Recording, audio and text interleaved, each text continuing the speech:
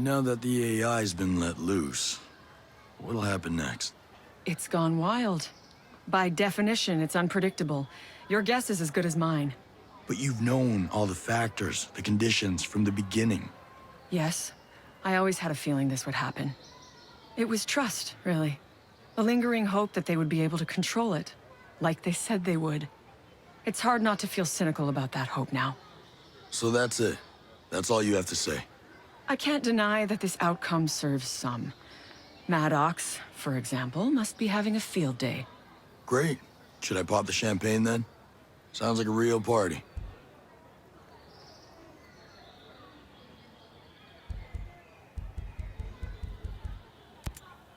There's a detention center by Liberty. What's the history behind it? It's basically a jail. It's fairly modernized, heavily guarded, and very protected. After the Outcast bombing, Sentinel Corp built it to lock up those people who threatened the security and safety of people living on the archipelago. Well, I'm sure Sentinel only has the best of intentions. Well, it's pretty ominous, actually.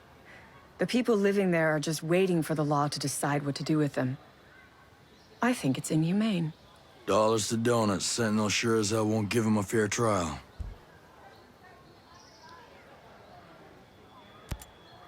Still don't get how Skell could be interested in both Maddox and you.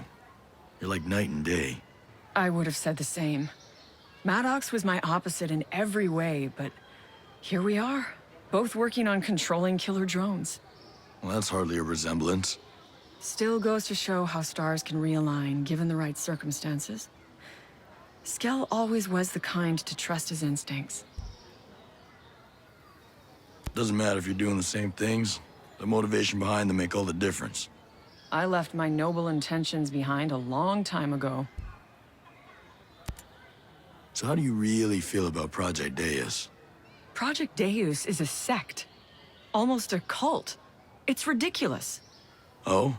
There are no gods in machines. Computers are tools, nothing more. They obey and carry out what we will of them. Don't hold back now. It's infuriating. Sadly, there is a certain power in what Maddox is trying to do. She has influence, and it has gotten her far. What happens next? I don't know. She's unstoppable when she puts her mind to something. All we can hope for is divine intervention before things get dangerous. You all right? Sentinel must have been an ordeal. They are the filthy scum of the earth. Everything's been worse since they came to Aroa. Security? That bad, huh? They're an occupational force here to control and intimidate. Seems to be working. They've got a lot of people scared. Some are starting to push back. I might not be a fighter like you are, but I will always resist them, whatever way I can.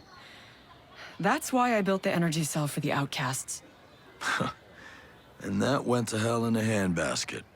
You don't need to remind me. I just wanted them to have a source of electricity that wasn't hijacked from the Skell network. Keep them truly off-grid. One thing's for sure.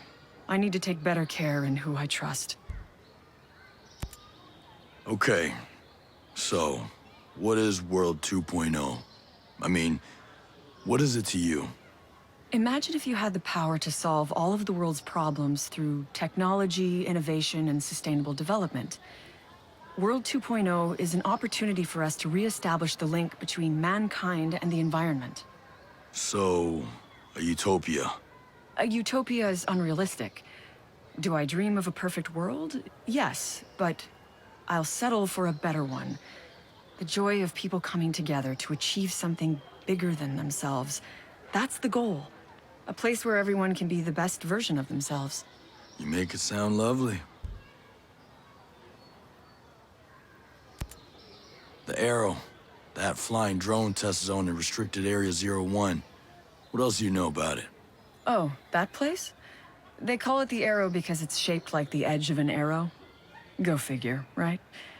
Anyway, yes, it's where they launch the drones and test how they operate at low altitudes. The drone's AI is challenged by the topography of fjords, which is why that area was specifically chosen for testing. So is the platform built into a mountain or something? Yes, actually. It's built on the side of a mountain on the edge of the fjords. They come and go from a platform hidden right in the middle of the mountain range. Fascinating. Why the fixation on the R&D center? Project Omega. Omega was a secret project initiated after the terrorist attack. The Outcast attack. Skell only selected his top-performing employees for it. He demanded utmost loyalty. Blind loyalty, because Omega went against everything Aroa stood for.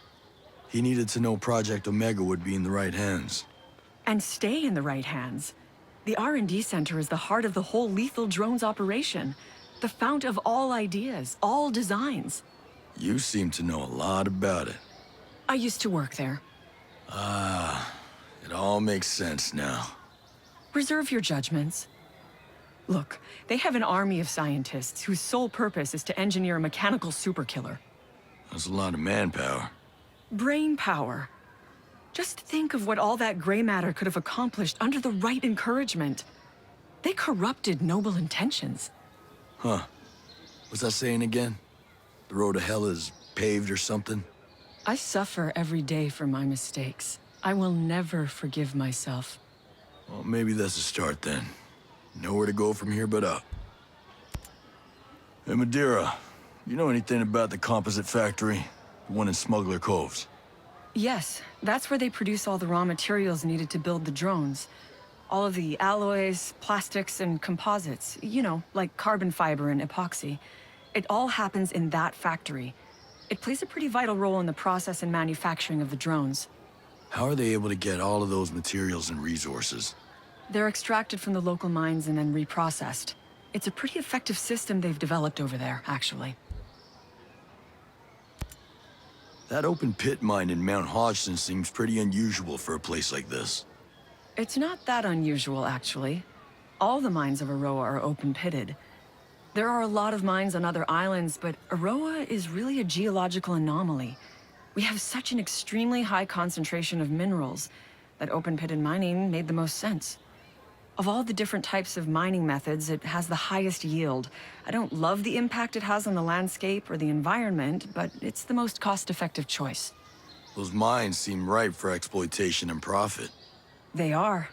The brain matter of the drones, the very motherboards and electronics, are crafted from the minerals of those mines. It's simply an invaluable resource.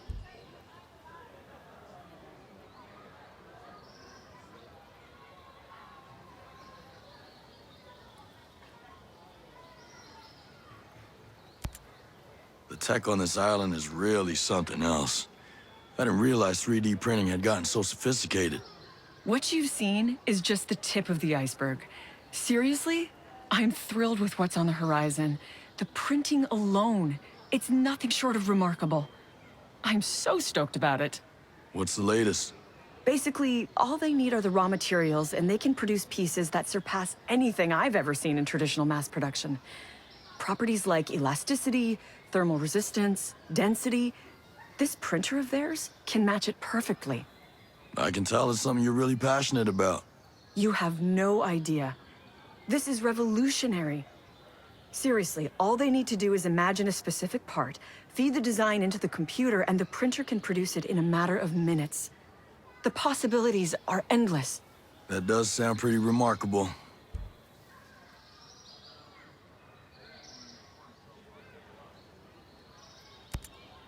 Is it just me, or is there this real Area 51 vibe about the training center in that restricted area? You've been watching too many of those old sci-fi shows, but I get why it makes you feel uneasy. That training center's a huge area for drone testing. It's like those old US nuclear testing sites from the 1950s. There's a test zone about the size of a small city that's filled with fake buildings.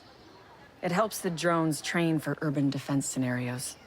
Or urban invasion scenarios? I don't know about all that, but soldiers from Sentinel Corp do use it to train alongside lethal drones. It's all very top-secret, hush-hush stuff, done to preserve the safety and integrity of Aroa. Oh, I get it.